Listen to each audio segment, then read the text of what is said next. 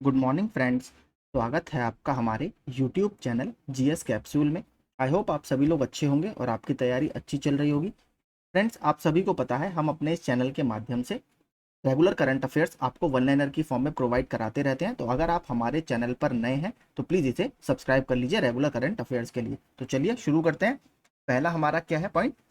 पांगनॉन कोन्याक संसद सदस्य के रूप में राज्यसभा की अध्यक्षता करने वाली नागालैंड की पहली महिला बनी है। तो नागालैंड से आने वाली एक बीजेपी की लीडर है और ये संसद सदस्य के रूप में राज्यसभा की अध्यक्षता करने वाली नागालैंड की पहली महिला बन गई हैं। इसके अलावा काफी सारी पहली महिलाएं अभी चर्चा में रही हैं, तो वो मैं बता देता हूँ कौन कौन सी। सबसे इंपॉर्टेंट तो यही आपको पता होगा, आईआईटी मद्रास भारत के बाहर अपना परिसर स्थापित करने जा रहा है, जो भारत के बाहर आईआईटी का पहला परिसर होगा किसी भी आईआईटी का, और ये तंजानिया के जांजिबार द्वीप समूह पर आयोजित किया जाएगा या वहां पर स्थापित किया जाएगा।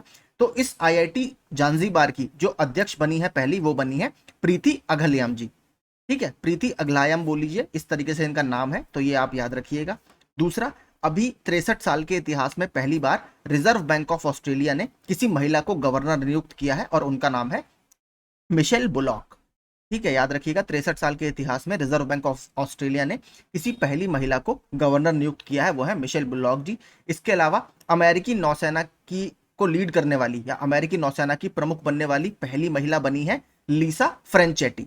इनका भी नाम आप याद रखिएगा। तो ये तीन अभी काफी पहली महिलाएं चर्चा में रही हैं। आगे चलते हैं। भारत की जी अध्यक्षता में G20 आपदा जोखिम न्यूनीकरण कार्य समूह यानी डिजास्टर रिडक्शन वर्किंग ग्रुप की तीसरी और अंतिम बैठक चेन्नई तमिलनाडु में आयोजित की गई है। तो इसकी ये लास्ट बैठक थी।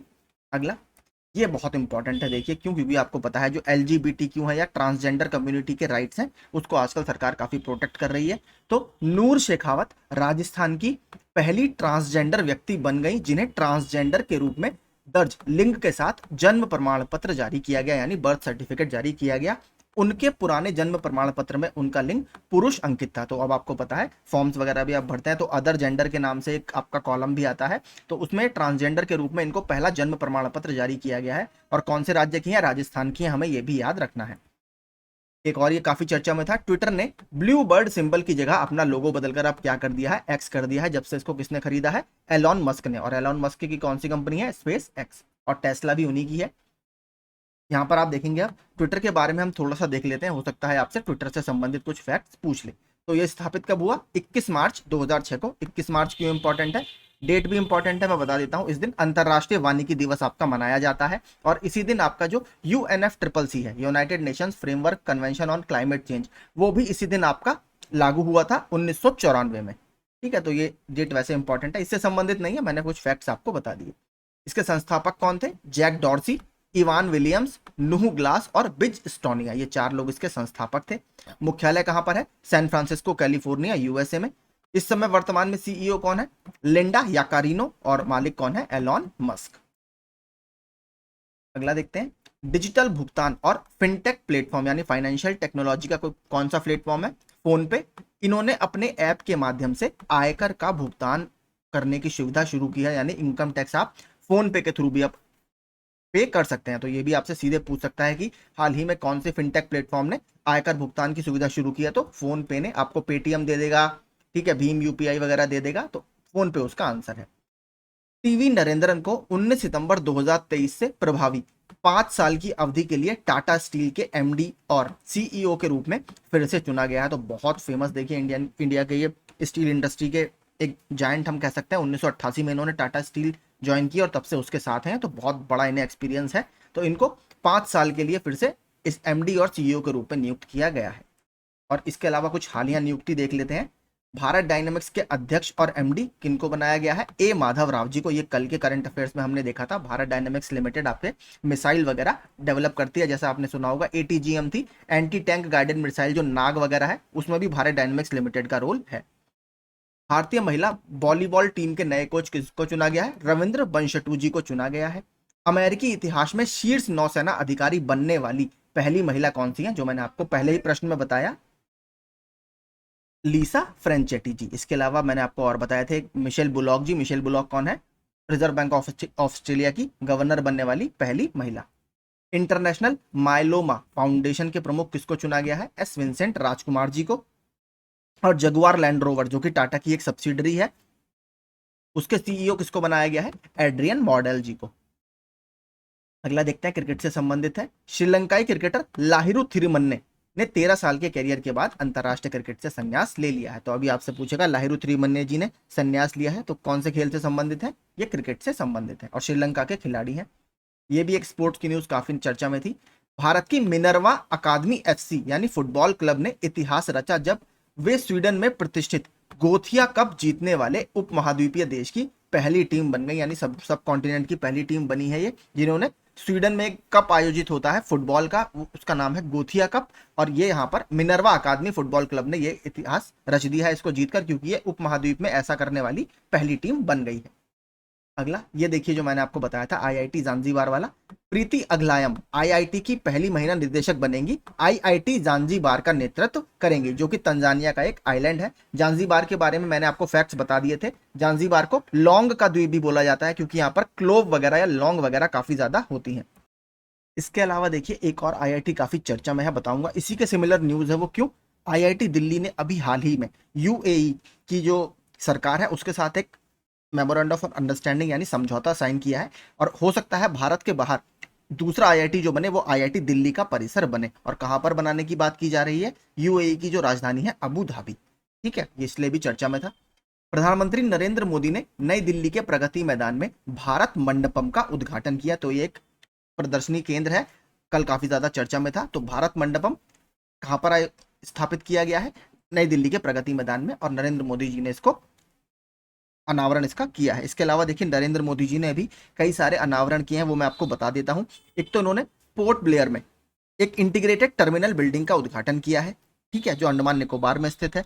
इसके अलावा आंध्र प्रदेश के पुट्टुपर्थी में, ठीक है, आंध्र प्रदेश के पुट्टुपर्थी में एक साईं हीरा ग्लोबल कन्वेंशन सेंटर का उद्घाटन आपने सुना होगा, ये भी काफी चर्चा में था। तो वो भी नरेंद्र मोदी जी ने ही किया था। तो आपसे देखिए ये क्वेश्चन पूछ सकता है कि अभी हाल ही में साईं हीरा ग्लोबल कन्वेंशन सेंटर कहां पर स्थापित किया गया? आंध्र प्रदेश के पुट्टुपर्थी में। और आंध्र प्रदेश का कुर्नूल भी कल काफी न्यूज में था। क्यों? क्योंकि अमित शाह ने वहां पर भगवान श्री राम जी की 108 फीट ऊंची प्रतिमा का अनावरण किया है। मंत्रालयम वहां पे एक गांव है, वहां पर यह आंध्र प्रदेश के कुर्नूल में स्थापित किया जाएगा इस मूर्ति को।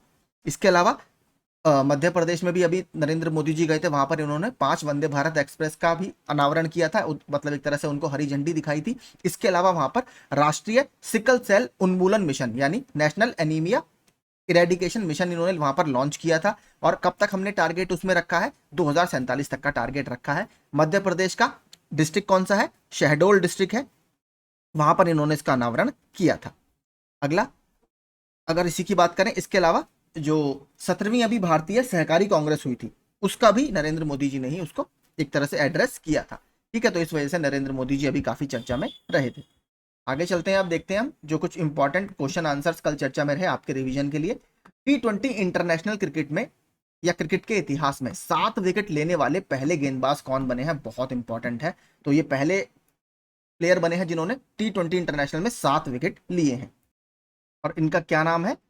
सयाजुल इजात इद्रस। और देखिए कौन सी कंट्री के हैं? बहुत कम जानी मानी कंट्री है क्रिकेट में, मलेशिया। तो मलेशिया के एक ये फास्ट बॉलर हैं, इन्होंने ये कारनामा किया है। 8वीं Bharat Australia defence policy talk का आयोजन कहां पर किया गया? तो ये ऑस्ट्रेलिया के कैनबरा में किया गया। हेली समिट 2023 और आरसीएस उड़ान 5.0 का उद्घाटन किस राज्य में किया गया? तो मध्य प्रदेश के खजुराहो में अभी ये हाल ही में आयोजित की गई थी। खजुराहो के मंदिर किसने बनवाए हैं? चंदेल वंश के शासकों ने। कुछ कुछ बहुत फेमस है, कौन कौन से? लक्ष्मण टेम्पल है, और इसके अलावा कंडरिया महादेव टेम्पल, ये दोनों बहुत फेमस हैं। और कौन सी शैली में बने हुए हैं? नागर शैली में बने हुए हैं। वर्ष 2021 में किस राज्य में अनुसूचित जाति समूहों के खिलाफ अपराध की दर सबसे अधिक थी? तो नेशनल क्राइम रिकॉर्ड ब्यूरो यानी एनसीआरबी का डेटा है। तो मध्य प्रदेश में एससी के खिलाफ अपराध की दर या क्राइम रेट सबसे ज्यादा था। अगला देखते हैं, हाल ही में सीआईएसएफ कैंपस महिपालपुर जो कि नई दिल्ली में है, में नव स्थापित एविएशन सिक्योरिटी कंट्रोल सेंटर एएससीसी का उद्घाटन किसने किया है? तो माननीय अमित शाह जी ने किया है। अमित शाह जी ने और भी बहुत सारे अभी हाल ही में उद्घाटन किए हैं। सबसे फेमस कौन सा है? श्रीनगर में बलिदान स्तंभ का उद्घाटन किया। इसके अलावा आंध्र प्रदेश के कुर्नूल के मंत्रालयम गांव में श्री राम जी की 108 फीट ऊंची प्रतिमा का अनावरण किया। इसके अलावा साबरमती रिवर फ्रंट में अक्षर रिवर क्रूज इन्होंने अभी लॉन्च किया।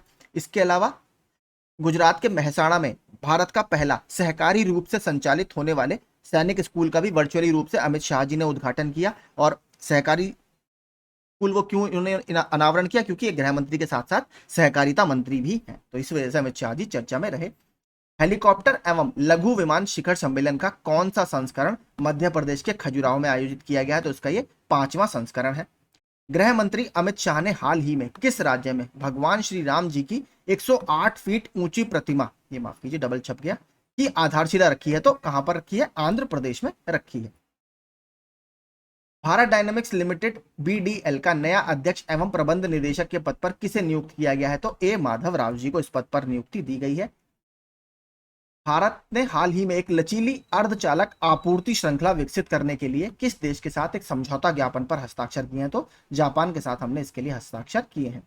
हाल ही में किस देश ने प्राकृतिक गैस के अत्यंत गहरे भंडार की तलाश के लिए जमीन में 10,000 मीटर यानी 32,808 फीट छेद करने की परियोजना शुरू की है, तो ये ड्रिलिंग प्रोजेक्ट किसने शुरू किया है, चाइना ने शुरू किया है। चाइना अभी एक वजह से और चर्चा में था, चाइना ने एक प्राइवेट कंपनी है चाइनीज, उन्होंने मेथेन बेस्ड रॉकेट अभी एक लॉन्च किया है और ऐसा करने वाला वो दुनिया का पहला देश है। तो मेथेन आधारित, ठीक है, यानी मेथेन आधारित फ्यूल पर रॉकेट लॉन्च करने वाला पहला देश कौन बना है, तो चाइना की एक प्राइवेट कंपनी वो बनी है।